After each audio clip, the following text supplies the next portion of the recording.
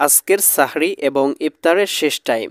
আসসালামু আলাইকুম। পুরো রমজান জুড়ে আপনি এই একটি অ্যাপসের মাধ্যমে প্রতিদিনের সেহরির শেষ সময়, ইফতারের শুরু এবং সেহরির কত সময় বাকি আছে সেটা দেখে নিতে পারবেন। এবং অ্যাপসটিতে কিন্তু কোনো ধরনের অ্যাড আসবে না এবং অ্যাপসটি চালাতে আপনাদের কোনো এমবির দরকার হবে না। অ্যাপসটি কিন্তু অফলাইনেই আপনারা চালাইতে পারবেন।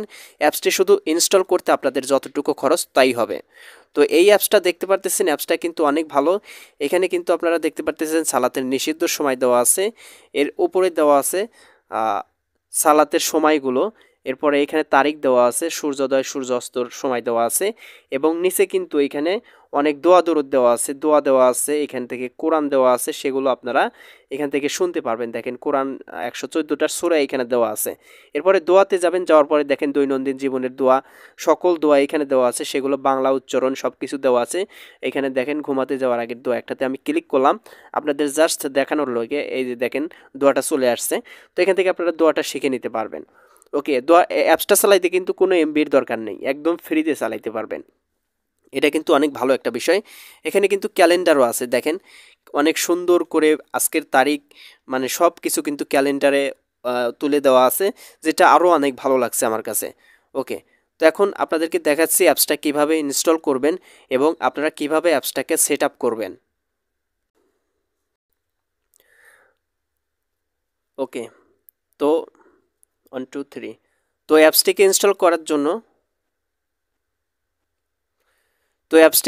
করার জন্য আমরা চলে যাব গুগল প্লে স্টোরে এবং সার্চ অপশনে গিয়ে এখানে সার্চ করব মুসলিম ডে, এটা লিখে মুসলিম ডে লিখে সার্চ করে দেব। সার্চ করার সাথে সাথে আপনাদের সামনে দেখবেন অ্যাপসটা কিন্তু ওপেন হয়ে যাবে। অ্যাপসটাকে আপনাদের একটু প্রথমে সেট আপ করতে হবে, সেজন্য আমি ইনস্টল করে ওপেন করে নিব। আমি অলরেডি ইনস্টল করে রেখেছি।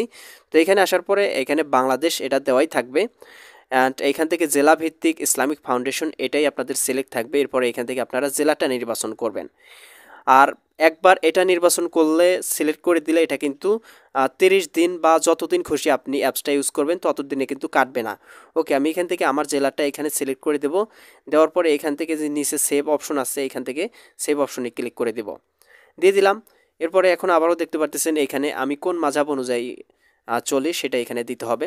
তো যারা হানাফি অনুসরণ করেন তারা হানাফি দিয়ে দিবেন, শাফি মালিকি হাম্বলি তো একটা দিয়ে দিবেন। দেওয়ার পরে এখান থেকে আবার এই যে সেভ অপশন এখানে ক্লিক করে দিবেন। ক্লিক দিয়ে দিলে এটা সেভ হয়ে যাবে এবং সব কিছু চালু হয়ে যাবে। দেখেন এখন আমি এখান থেকে এখন আমি সব কিছু দেখে নিতে পারতেছি। ইফতার, সাহরির শেষ সময়, এরপরে এই যে নামাজের ইয়াগুলো, কখন কোন ওয়াক্ত নামাজ শুরু হবে, তারিখ, ক্যালেন্ডার, কোরআন সব কিছু একেবারে ঝাঁকানাকা একটা অ্যাপ্লিকেশন। তো আশা করি অ্যাপসটা ইনস্টল করে আপনি রমজানের মাসের রোজাগুলো অ্যাপসটা অনুসরণ করে রাখবেন, সেক্ষেত্রে আপনাদের ভালো হবে। সাহরি, ইফতার সব কিছু এইখানে অনেক দোয়া আছে, সেগুলোও শিখতে পারবেন। ধন্যবাদ সবাইকে ভিডিওটি কন্টিনিউ করার জন্য। আল্লাহ হাফেজ, পরবর্তী নতুন ভিডিওতে দেখা হবে।